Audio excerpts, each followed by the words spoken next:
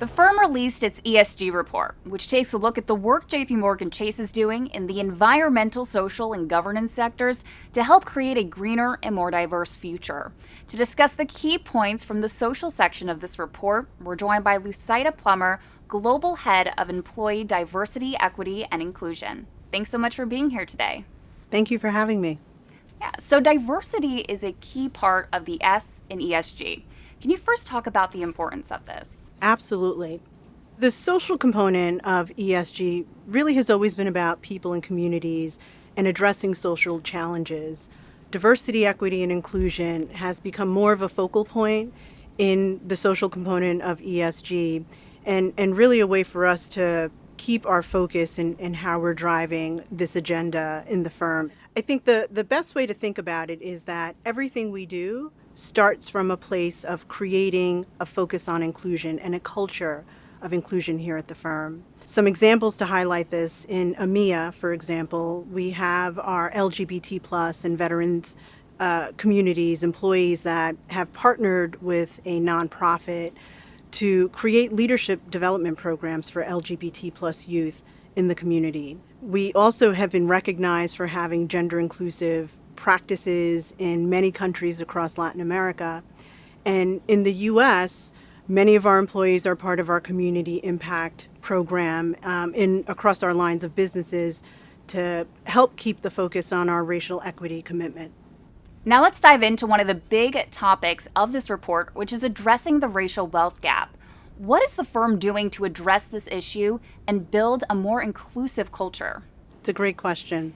In 2020, JPMorgan Chase committed $30 billion over 5 years to supporting Black, Latino, and Hispanic communities and really driving capital into these communities and really creating a structure and focus on how we can really help these communities. What's interesting is that there's an internal and external component to this focus. Externally, it's about driving capital into the Black, Hispanic, Latino community, increasing affordable rental housing, and a number of other examples that we're doing to support these communities. Internally, it's really about amplifying the work that we have been doing as a firm to build a more inclusive workforce. For example, last year the firm launched 3 new centers of excellence in DEI, one around LGBT+, the Asian and Pacific Islander community, as well as Hispanic and Latino community. I think the way we see it is that when we build our workforce and focus on our workforce, we're able to then have greater impact externally. We've made a lot of progress, and at the end of 2021, we have committed $18 billion toward our $30 billion racial equity commitment. We're proud of the work that we've done there, and obviously we'll continue to do more work. And can you speak more about why we disclose employee diversity numbers in this report and what's new this year? Absolutely. The reason we disclose employee diversity data is to ensure that we are being more transparent and that we could hold ourselves accountable. Some of the things that are new this year, for example, we have highlighted additional segments of our U.S. workforce, for example, LGBT+, people with disability, and veterans. We've also added some additional data points on our board, our operating committee, and senior leaders. I think it's also important to highlight that in 2020, we created an accountability framework.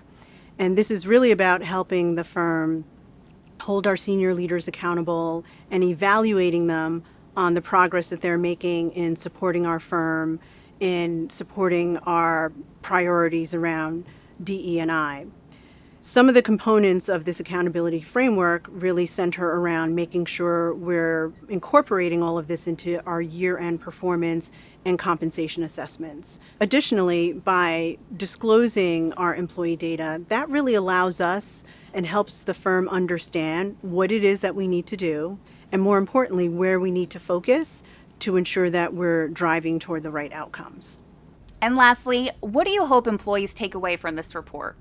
My hope is that they see what I see, which is the amazing progress that we have made as a firm as a result of our DEI efforts.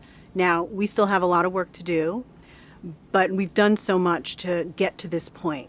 For example, We expanded and strengthened our DEI organization and really put the right structure and process in place to ensure that we are driving our focus with our lines of business, with our clients, our customers, our communities, and with our employees.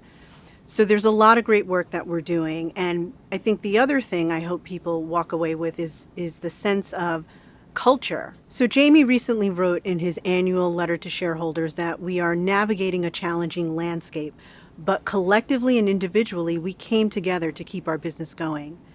As far as the ESG report is concerned, I think we should walk away with that spirit and keep that as a reminder that collectively and individually, we can all come together to really create a culture of inclusion and really create a sustainable economy for all.